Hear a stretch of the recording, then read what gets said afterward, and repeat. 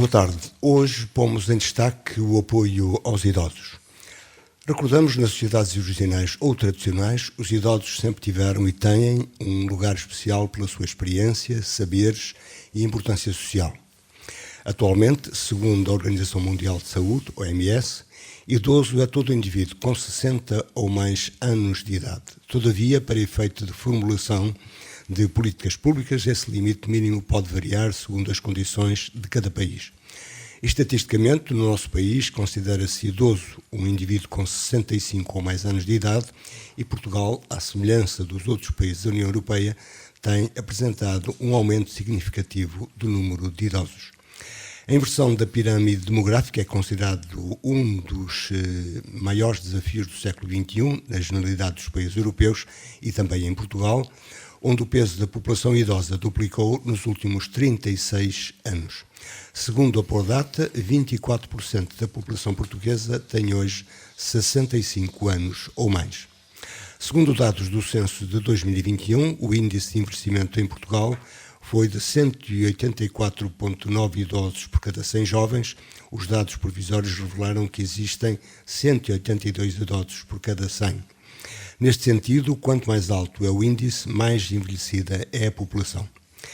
Em 2022, viviam em Portugal 2.940 pessoas com 100 anos ou mais, contra 1.658 em 2012. Indicam os números de base da base de dados de estatísticos da Fundação Francisco Manuel dos Santos. É esta situação que cria algo a que alguns chamam o conflito de gerações. Com a implantação do regime democrático em 25 de abril de 1974 e a aprovação da Constituição de 1976, as pessoas idosas passaram a ter uma atenção especial e direitos próprios, tendo em conta as suas características, também elas especiais, com base no artigo 63 da Constituição da República Portuguesa. Recorda-se também, passou a haver a garantia de rendimento para esse grupo etário, com a atribuição de pensões ou reformas aos regimes não contributivos, assegurados também outros direitos, como a saúde e o apoio na velhice, com base num conceito hoje adotado e geral, a qualidade de vida, que relativamente aos mais idosos refere um conceito abrangente e influenciável pela saúde física e psicológica, grau de independência, relações sociais, crenças pessoais e relações com contexto ambiental com o contexto ambiental onde se insere. Esta preocupação da sociedade e do Estado com os seus séniores promoveu o desenvolvimento de um conjunto de serviços destinados a esses grupos etários, proporcionados pela Segurança Social, as IPSS, ou instituições particulares de solidariedade social, e mesmo serviços privados. Parece contraditório, mas não o é. Esta situação demográfica resulta do desenvolvimento das sociedades que, apesar de avanços e recuos, proporciona melhores condições de vida e de saúde e daí uma maior expectativa ou esperança de vida. No nosso concelho existem várias instituições de apoio a idosos, além dos serviços sociais do município, as IPSS, a principal das quais a Misericórdia de Vieira do Minho, com o lar e o apoio domiciliário, os centros sociais, mini-lares, CCLs, os Centros de Convívio e Lazer, e a Universidade Sénior. Na região norte foi constituída no dia 19 de dezembro de 2013 uma Comissão de Proteção ao Idoso, com sede em Braga, que tem como objetivos proteger e promover os direitos dos idosos quando está em risco a segurança, a saúde, direitos sociais e dignidade humana.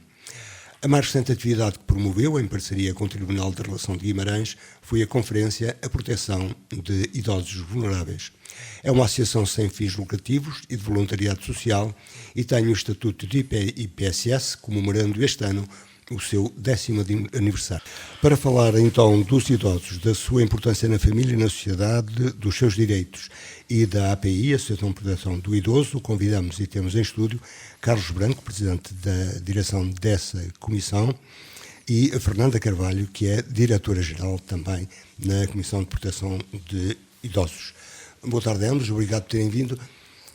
Carlos Branco, comecemos pelo que já foi e que ainda é, sobretudo nas sociedades originárias, como se chamam.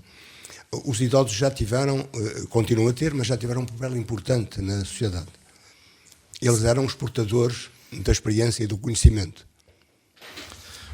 Antes de mais, muito boa tarde a todos. Cumprimentar antes de mais o Zé Luís, a Rádio Alto Ave, agradecer o convite formulado à Comissão de Proteção da CPI da Região Norte, portanto, da Associação Regional do Norte, e dizer que é uma honra estarmos cá mais uma vez a partilhar, enfim, um conjunto de experiências e de informação relacionada com o envelhecimento.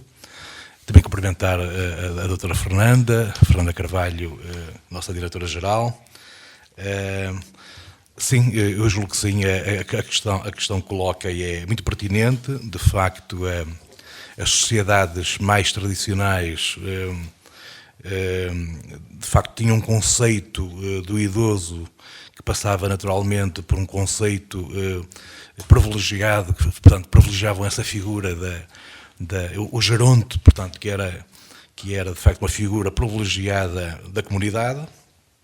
Hoje também ainda se mantém, enfim, nas sociedades modernas, se bem que de facto começa a perder um pouco, digamos, esse valor, esse reconhecimento social da pessoa idosa. E também é com isso que nós nos debatemos também e naturalmente que almejamos de facto um novo olhar sobre esta realidade, sobre defendemos que de facto a pessoa idosa tenha um reconhecimento do seu papel social mais importante do que aquilo que tem vindo de facto a assumir nos últimos tempos. Eu até diria que nos últimos tempos a sociedade e o próprio Estado não lhe têm dado a atenção devida. Os próprios idosos, portanto, é um grupo social, e quando falo idosos, naturalmente, e esta comissão que pretende defender e promover a sua condição, naturalmente se preocupa muito mais com os idosos mais vulneráveis. Quando falamos de idosos, naturalmente há aqui agora uma nova geração de idosos que... Mas como é que lá chegamos? Chegamos porque as sociedades evoluíram. Porque as sociedades evoluíram. E uma das razões, o tal conflito de gerações que poderemos falar adiante, resulta, entre outras coisas, de competição no mercado de trabalho. Pois, esta é uma questão, uma outra questão que também é muito pertinente e que está um pouco enquadrada naquilo que hoje os cientistas sociais designam o paradoxo do envelhecimento, não é? Que por um lado, de facto, temos aqui uma longevidade cada vez maior, que outra hora era praticamente impossível, era inimaginário. Hoje as pessoas, se não forem atropeladas, como dizia há tempos um estudioso e um conferencista muito conceituado, se as pessoas não tiverem nada de maior, podem chegar facilmente aos 100 anos, não é? E a segundo, agora dizem os cientistas que se dedicam agora ao rejuvenescimento celular, etc., que já estão aí as pessoas que vão durar 140 anos, portanto... As coisas, nós estamos agora a falar nisto, pode ser de facto, não, pode ser um otimismo exagerado, mas quem pensa que em 1940 as pessoas viviam 40 anos e que agora a esperança média de vida já lhes dá 80, portanto é a média 80-97, não é? Mas também sabemos que elas vão atingir facilmente, há hoje um conjunto de centenários muito importante, não é? Portanto, hoje já não é novidade quando uma pessoa faz 100 anos. Antigamente chamava-se a televisão, fez-se uma festa, e o parque da freguesia, festejar. Hoje é mais vulgar aparecerem, de facto, pessoas idosas a atingirem este nível etário. Mas, como dizia, este paradoxo do envelhecimento coloca-nos aqui em várias perspectivas e vários desafios. Se, por um lado... e graças à ciência, à evolução das ciências médicas e às condições de vida gerais da população que de facto proporcionaram esta maior, uma certa qualidade de vida e esta maior longevidade, por outro lado também há aqui, digamos, o efeito perverso, quer dizer, o outro lado digamos, outra cara da moeda, não é? Que é esta longevidade acaba por trazer depois um conjunto de situações, desde logo as questões sociais, os custos com a saúde, os custos com os internamentos nos lares, enfim, com as pensões de reforma e etc. e tal, que acabam por gerar aqui desequilíbrios também na sociedade e em relação aos mais novos também, porque e sociedades que mudam. Hoje a família não é claro, em geral aquilo que é. Nas questões do emprego e etc., isto pode criar aqui alguns desequilíbrios, e o receio, de facto, destes cientistas sociais é que no futuro estes eixos de rivalidade e de conflito venham ainda a agravar-se substancialmente. Portanto, tudo que se possa fazer no sentido de contrariar este tipo de tendências e de, digamos, de conciliar os mais novos, os mais velhos, numa perspectiva amistosa e enquadrada de envelhecimento sustentável, será a melhor estratégia para... E é isso que faz um conjunto de pessoas com uma preocupação social, com preocupações sociais e com ocupações diversas e com diversas formações, fazer nascer esta Comissão de Proteção dos Idosos no distrito e para a região. É bem verdade. Há 10 anos atrás, de facto, sentindo esta dificuldade, sentindo esta lacuna que a sociedade tinha ao nível digamos, da atenção que era dada às pessoas mais velhas, porque de resto todos nós sabemos que em relação a outros grupos populacionais, outras realidades, existem apoios por parte do Estado no âmbito das crianças, as comissões de proteção, no âmbito na violência, nas questões relacionadas com a violência, nas questões até da igualdade, nas questões até de género, enfim, há um conjunto hoje de organismos públicos que se dedicam a estas problemáticas. Nas questões relacionadas com os idosos, de facto, não existe nenhum órgão estatal que defenda e que proteja estas pessoas. Existe um Ministério com serviços como mas na prática social. Não os protege. Também não somos nós que podemos, de uma forma milagrosa, conseguir tudo. Limitámos-nos naturalmente a fazer algum lobbying no sentido de sensibilizar, de reclamar algumas situações e também de influenciar, enfim, os órgãos de decisão no sentido de legislarem e de produzirem leis mais amigáveis em relação às pessoas idosas, mas o que é certo é que de facto há muito a fazer em relação a esta condição das pessoas idosas. Elas não têm acesso aos seus direitos, elas não conseguem reclamar os seus direitos. A justiça não lhes proporciona um acesso fácil. Como dizia a nossa juiz Conceição, que é a nossa vice-presidente, em matéria de impostos, nós não precisamos sair de casa para pagarmos impostos, para pagarmos tudo que são tributações, etc. Em matéria de direitos, quando queremos reclamar qualquer coisa, é um martírio, é um calvário para conseguirmos reclamar aquilo que temos direito. Não podemos dever ao Estado, mas temos que pagar ao Estado rapidamente. Torna-se ainda mais complicado, porque elas naturalmente, muitas delas, e quando falamos dos mais vulneráveis, não têm acesso, digamos, a uma rede de informação ao digital, etc., e terão uma maior dificuldade de aceder naturalmente aos seus direitos e poder reclamar os seus direitos. E deixa-me introduzir aqui, e foi essa razão que deu o reconhecimento deste conjunto de problemas que levou à realização da última conferência que fizeram com o Tribunal da Relação. Muito boa tarde. Sim, de facto, foi este contexto. Nós temos um protocolo com o Tribunal da Relação de Guimarães. Além de outras instituições? De outras instituições, os tribunais, nomeadamente o de Guimarães, mas também de Braga, do Porto e do Porto Oeste. E, de facto, estas temáticas relacionadas com os adultos vulneráveis têm sido um dos focos principais também por parte da Justiça.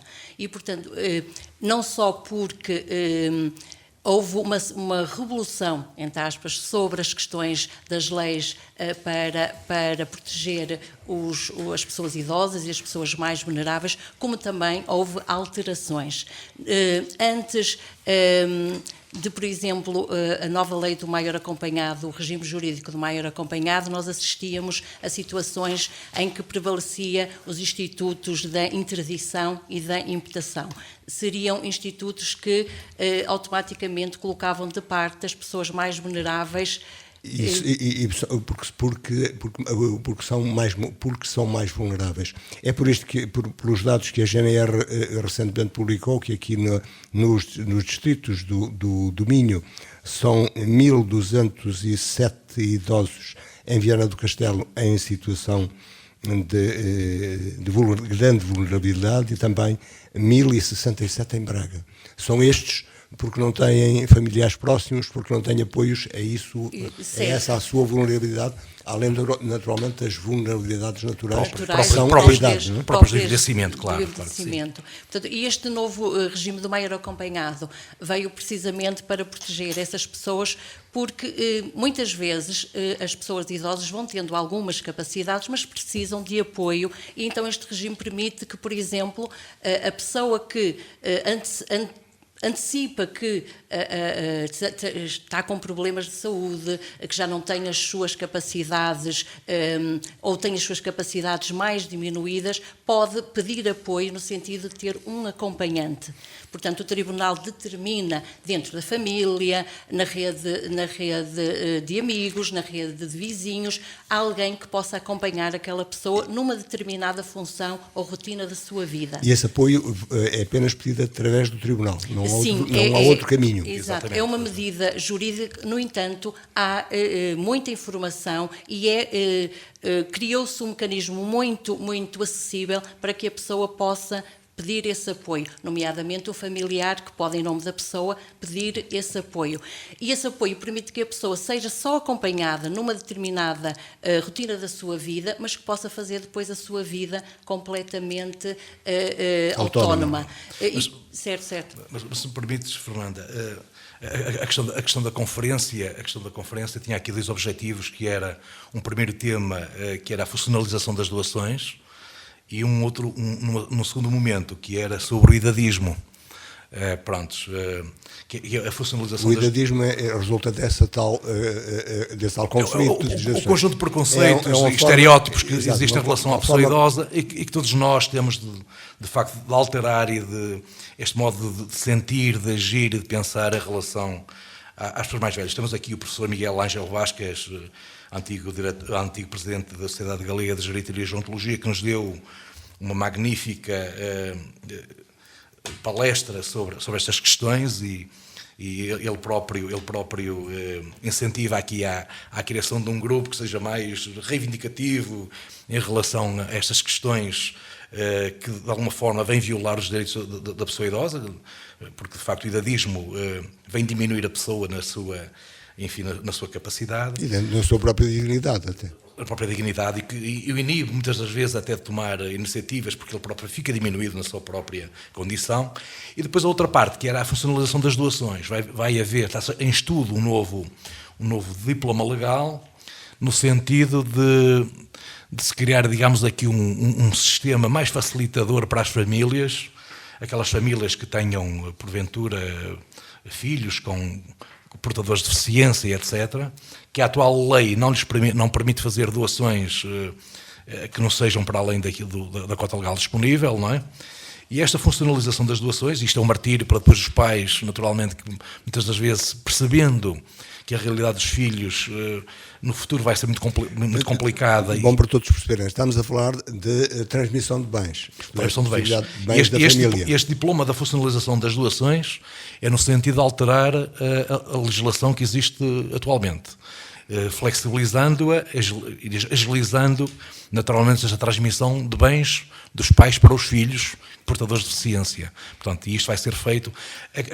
A CPI, tal como no maior acompanhado, foi chamada também a pronunciar sobre esta matéria, e estamos a fazê-lo, e esta Esta conferência em Guimarães, no âmbito do Tribunal da Relação, foi o exemplo, de facto, de que estes temas começam a ser discutidos e em sede dos tribunais, que é muito importante também para nós, é um sinal muito positivo ver que os próprios tribunais, e neste caso a relação, também está receptiva e está a colaborar também com as nossas iniciativas, e eu julgo que temos feito progressos nesta matéria, mas temos muito mais a fazer ainda. Mas faltam leis. Faltam leis. Essa é uma boa pergunta. Os nossos especialistas dizem que o nosso ordenamento jurídico que é fértil, que não há assim tanta falta de leis quanto isso. O problema não está aí. O problema está depois no acesso às leis e na operacionalização das leis, que é aquilo que falávamos há pouco. Hoje temos muitas queixas dos idosos que não conseguem ainda aceder aos tribunais, à justiça e aos seus próprios direitos. Tem que haver, de facto, aqui mecanismos que aproximem a justiça e o direito das pessoas idosas. Mas não é porque os tribunais lhes neguem o acesso. Os tribunais são formais, naturalmente, fazem o trabalho deles. Naturalmente, tem que haver aqui depois mecanismos sociais de outro tipo, que tem que ser, naturalmente, o governo a estudar este tipo de situações, de molde a que, era aquilo que falávamos, as pessoas idosas e as mais vulneráveis tenham, de facto, acesso ao direito e que depois, naturalmente, é um calvário, depois não têm possibilidades económicas para nomearem um representante legal, um jurista, e as coisas depois já não vão a tempo, porque os prazos depois expiram, quer dizer, os idosos vulneráveis não têm acesso aos direitos. E a figura do provedor do idoso? A figura do provedor do idoso foi uma figura criada pela Comissão de Proteção ao Idoso e é implementada nos municípios. Nós temos protocolos com vários municípios onde essa figura atua e é em prol do apoio às pessoas idosas. Mas é apenas, digamos, um apoio platónico, isto é, de acompanhamento, sempre que possível, procurando conhecer as situações, a intervenção. A intervenção, exato. Portanto, é uma intervenção no terreno. Esta figura é uma figura que é... Portanto, nós temos o protocolo com os municípios, estabelecemos um estatuto do provedor do idoso, onde estão destacados os critérios para selecionar essa pessoa. É uma pessoa que tem que ser da comunidade, com especial sensibilidade nas questões relacionadas com as pessoas idosas, porque vai estar em contacto constante com os idosos, e também ser aqui o elo de ligação entre a comunidade, entre as instituições que estão no terreno e a autarquia. Isto para também depois fazer... E os seus serviços sociais. Exatamente, os serviços sociais que estão muitas vezes relacionados e que são a rede social da própria autarquia. Portanto, as autarquias vão tendo os meios, o provedor do idoso é que o mediador entre a população idosa e as instituições e a própria autarquia. Aqui também pretendemos que o provedor do idoso também vai influenciando as medidas relacionadas com as leis e as medidas que podem ser implementadas naquele determinado município, possam ser medidas que apoiam ainda mais as pessoas idosas e possam as pessoas idosas ter acesso mais facilmente a mecanismos que possam também ajudar a sua vida no dia-a-dia. E no meio disto da segurança social? Está presente também nos conselhos? Sim, mas aqui o provedor aqui funciona como um elemento facilitador que necessariamente também contacta com a Segurança Social, contacta com todos os organismos que tenham a ver com os problemas relacionados e com as situações relacionadas com as pessoas idosas. Nós temos implementado o provedor do idoso em vários municípios. Alguns municípios já estão no segundo provedor do idoso e, portanto, tem sido um elemento fundamental para que nesses municípios os idosos tenham mais facilidade em aceder a alguns organismos e possam ver mais facilmente resolvida muitas das suas situações que são urgentes, muitas vezes. E a figura do curador informal? Já tem um estatuto legal estabelecido, mas com dificuldades, ao que parece, ao que se observa, pelo menos do que se vê e ouve em notícias, com dificuldades de impor no terreno. Sim, é verdade, Zé Luís. Eu julgo que nós temos vindo a dar alguma formação nesse sentido sobre os cuidadores informais. Eu julgo que, genericamente, podemos considerar isto um grande avanço civilizacional, não é? Porque os cuidadores informais naturalmente reclamavam um conjunto de, e legitimamente, diga-se de passagem, os cuidadores informais, aquelas pessoas que cuidavam dos seus pais ou dos seus filhos, de qualquer seu ente. Sabemos que o trabalho é um trabalho muito duro, o trabalho do cuidador, quer em termos físicos, quer em termos psicológicos.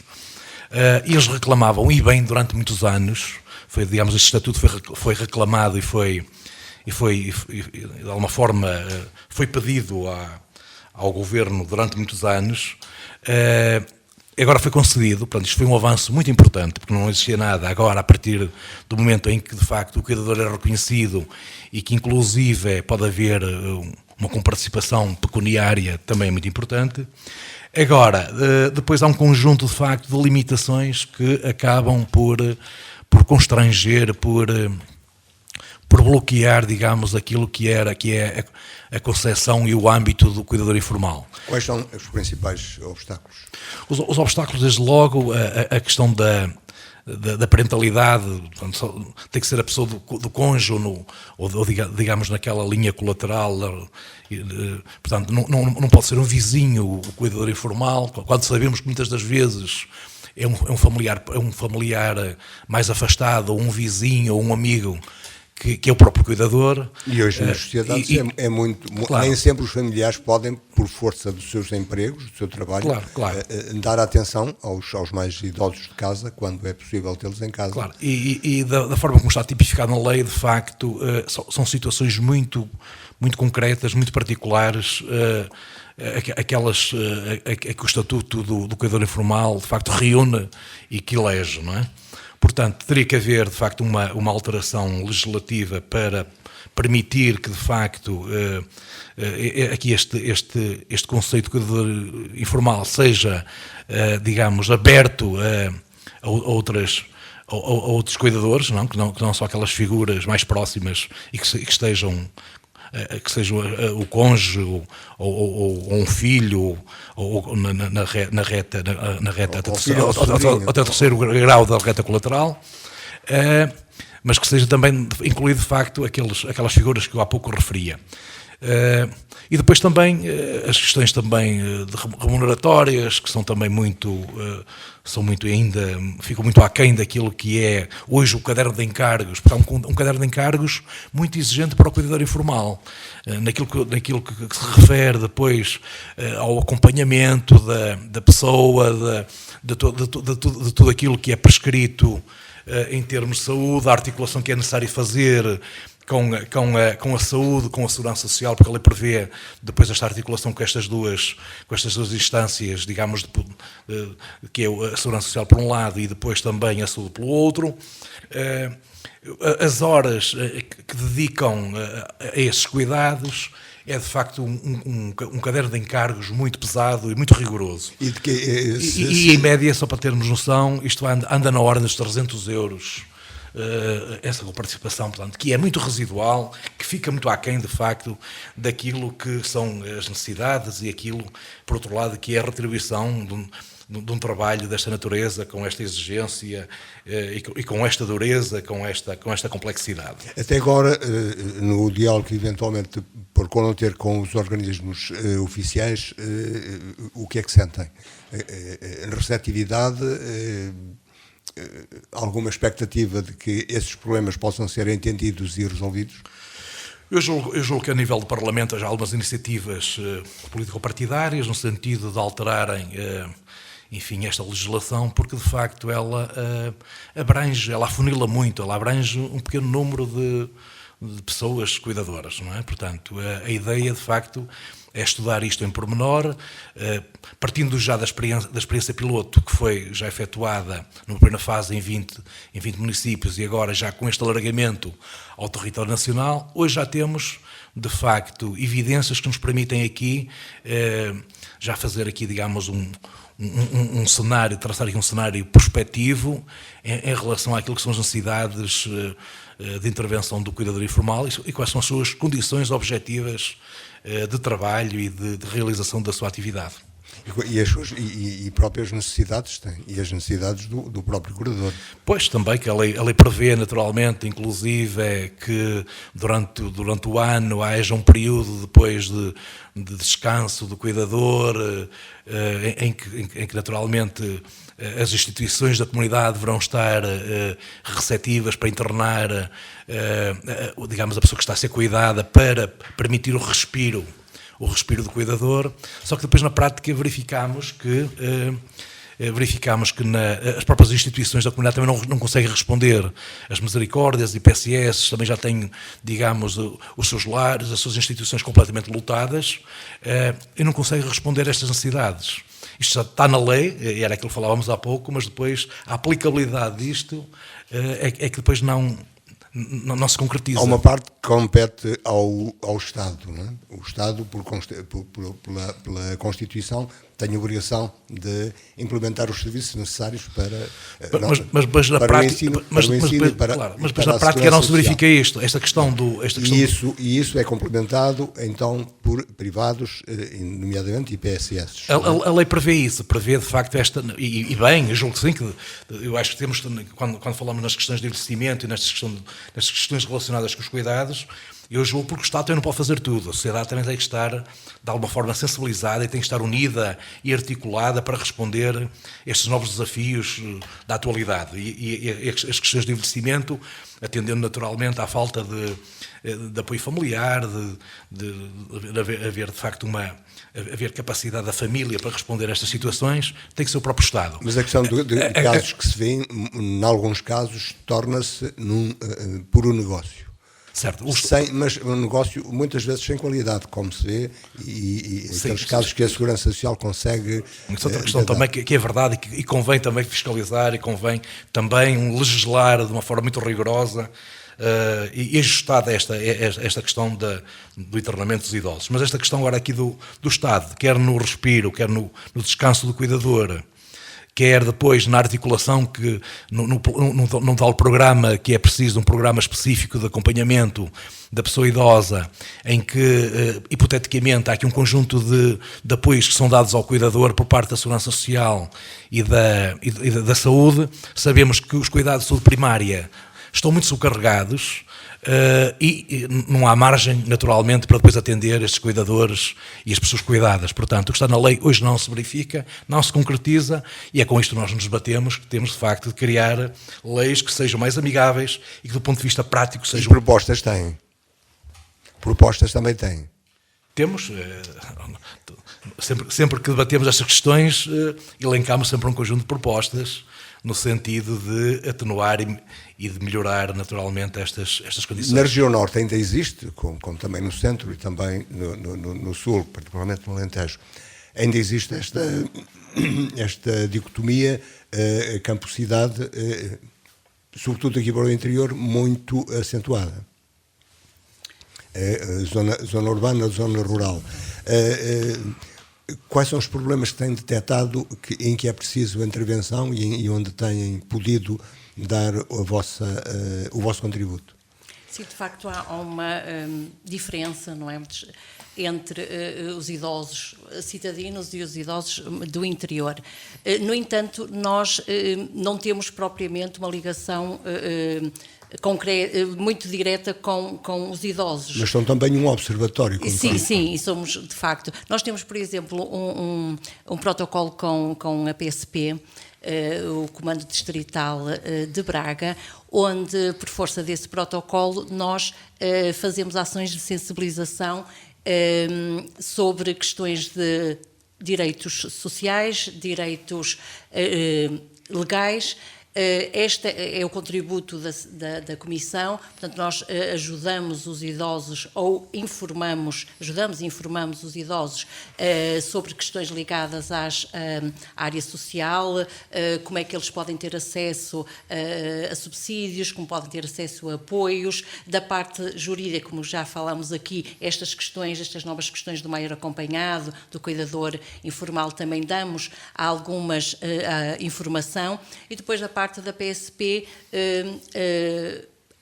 ligado muito com a autoproteção e segurança, para tentar que os idosos também se protejam, quer nas suas casas, quer quando estão em sociedade, portanto, tentar que eles também tenham informação nesse sentido. E tem reparado, como nós aqui reparamos também, conversando com os autarcas locais, as freguesias, as autarquias locais, as freguesias, têm também um papel de proximidade importante e que algumas desempenham muito bem. Sim, portanto, eu referi aqui o protocolo que temos com a PSP, essas ações que nós fazemos, que é uma intervenção mais de cidade. Depois tem a GNR, que também faz muito bem esse acompanhamento de proximidade e que chega aos idosos. Mas, se permites, Fernanda, nós temos o protocolo com a PSP, mas muito dentro em breve vamos ter a avançar com um protocolo muito equivalente, muito similar com a GNR. Portanto, a PSP naturalmente para os meios urbanos, a GNR no mesmo molde de intervenção para, enfim, para os meios mais rurais. Não é? E que já tem, como se viu pelos números que nós referimos há pouco e que foram fruto de este acompanhamento, já apoio, tem claro. um programa próprio de acompanhamento. Sim, mas será só preciso ajustar e acrescentar valor com esta proposta, podemos ir mais longe com um conjunto de informação relativamente até a fraudes que eles possam ter e depois também no domínio social, subsídios e apoios que muitas vezes os próprios idosos desconhecem e que ficam a saber nas sessões, quando temos as sessões, e são confrontados com estas informações pela primeira vez, não é?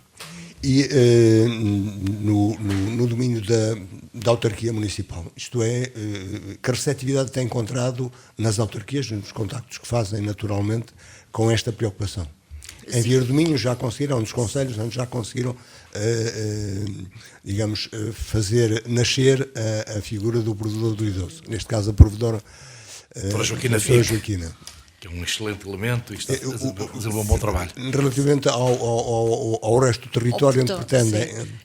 Nós temos, nos contactos que temos feito com as autarquias, percebemos que há uma preocupação muito grande com a área social, concretamente com as questões dos idosos. Nós temos implementado o provedor do idoso, como disse muito bem, aqui em Vieira é a doutora Joaquina, a provedora do idoso, temos em Amares, temos em Guimarães, Terras de Bouro, Póvoa do Lenhoso. Vila Verde está agora também para... Vila Verde também está na calha. Portanto, nós com o provedor conseguimos ter, que estão no terreno, conseguimos ter um observador local e privilegiado, porque de facto eles estão no terreno, estão junto dos idosos, veem as preocupações e as necessidades e transmitem essas necessidades, essas preocupações para a autarquia.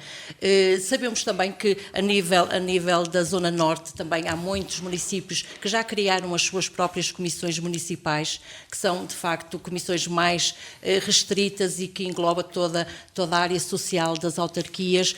Temos contacto de muitos municípios também para perceber como funciona a nossa comissão e temos recebido muitas pessoas ligadas às áreas sociais de várias câmaras municipais do norte do país, no sentido de perceber como é que funciona a nossa comissão, porque consideram daquilo que vão tendo informação que temos boas práticas e que temos também já um percurso que eles podem terem como exemplo. Nós vamos também dando algumas indicações. Eu penso que as autarquias e o poder local de facto está atento a estas problemáticas das pessoas vulneráveis e concretamente das pessoas idosas.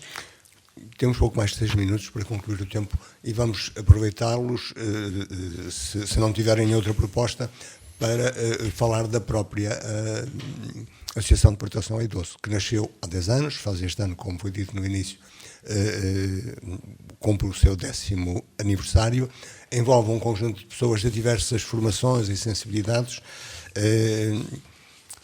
e que, nesta altura, tem que dificuldades e que, digamos que trunfos como grupo social que pode e que pretende e que quer e que tem feito a intervenção social neste aspecto em particular relativamente aos mais idosos.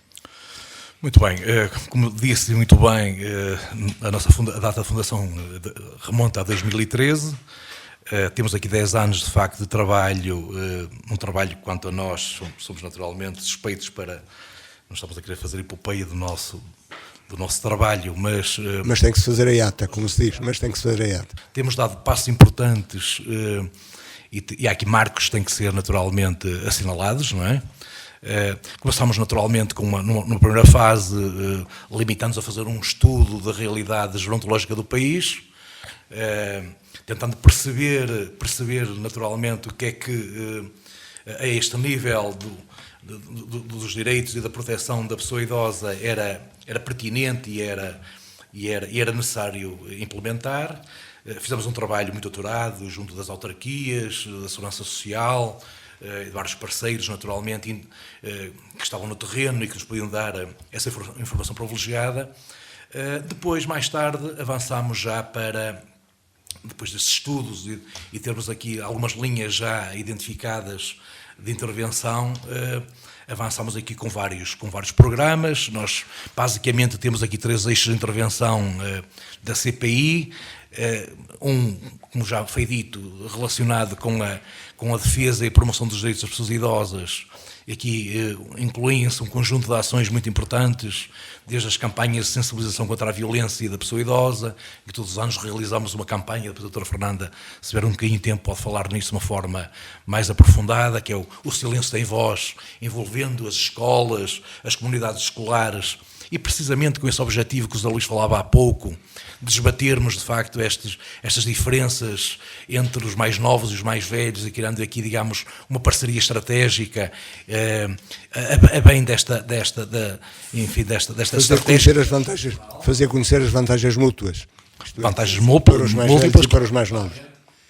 Como dizia também, ações de formação e sensibilização a nível... dirigidas às pessoas no âmbito das prevenções, das burlas e direitos sociais, como foi falado aqui pela doutora Fernanda, um aconselhamento jurídico às pessoas singulares, portanto, mais idosas, vulneráveis, e também algumas instituições que também têm dificuldades também, muitas das vezes, em relação ao Estatuto do Maior Acompanhado e outros diplomas legais, de não saberem como é que proceder, e recorrem até nós, e nós, naturalmente, tendo, digamos, esta robustez também jurídica, tendo juízes a trabalhar connosco, advogados, gente do meio jurídico, podemos de facto prestar este contributo. E no fundo, Zé Luís, é fazer aqui um trabalho de lobbying junto das entidades, das instâncias de poder, no sentido de... Um lobbying positivo, não negociado. Social, no sentido... Não material, digamos assim. Sensibilizar para um novo olhar e para uma nova atenção, uma maior atenção em relação aos problemas das pessoas idosas, e quando falo de pessoas idosas, os mais vulneráveis. Depois um eixo 2, muito ligado à investigação, estudos e publicações, vários livros lançados já, uma revista digital, artigos de opinião, pareceres técnicos, inclusive no Maior Acompanhado, em relação a estes temas e estas problemáticas. Enfim, um conjunto o diploma do Maior Acompanhado, o Estatuto de Cuidador Informal, este novo diploma agora sobre a funcionalização das doações, que está agora em cima da mesa e que nós estamos também muito envolvidos e queremos também dar o nosso contributo. Enfim, um conjunto aqui depois as realizações de palestras, de conferências e todas as ações formativas. Depois um terceiro eixo, o provedor de idosos, já foi aqui falado, não vale a pena estarmos aqui a repetir, e naturalmente tem sido um pouco este percurso. E depois também as parcerias, o Ministério Público, os tribunais, as autarquias, a polícia, como foi aqui dito pela doutora Fernanda, a GNR, todas as instituições da comunidade. Portanto, este trabalho de parceria, estes protocolos institucionais que nos dão depois a garantia também e a cobertura também para podermos ter legitimidade de intervenção e podermos ir mais longe. E o que pode acrescentar? Num minuto e pouco. Só acrescentar que, em relação à campanha O Silêncio é a Voz, eu acho que é que é importante falarmos um bocadinho. Esta campanha é uma campanha de sensibilização contra a violência sobre as pessoas idosas. O dia 15 de junho é o dia que se assinala o Dia Mundial da Consciencialização e da Sensibilização contra a Violência sobre as Pessoas Idosas, e foi esta a data escolhida pela CPI para lançar anualmente a campanha O Silêncio Sem Voz, e é uma campanha que decorre nas escolas envolvendo professores e alunos. O principal objetivo é o combate à violência contra as pessoas idosas e sensibilizar os jovens para esta temática. Todos os anos, nas escolas, nós criamos um site que é o Silêncio Tem Voz, onde colocamos conteúdos, onde colocamos informação sobre a violência, e que permite às escolas que se inscrevem nesta campanha para, durante o ano, poderem trabalhar com os alunos esta temática e sensibilizá-los desde muito cedo para a questão dos idosos, mas também para a questão da violência. E esta campanha é uma campanha que tem como objetivo também aqui criar estes laços entre gerações. Portanto, é a intergeracionalidade que está aqui também presente, para que também os jovens desde muito cedo possam...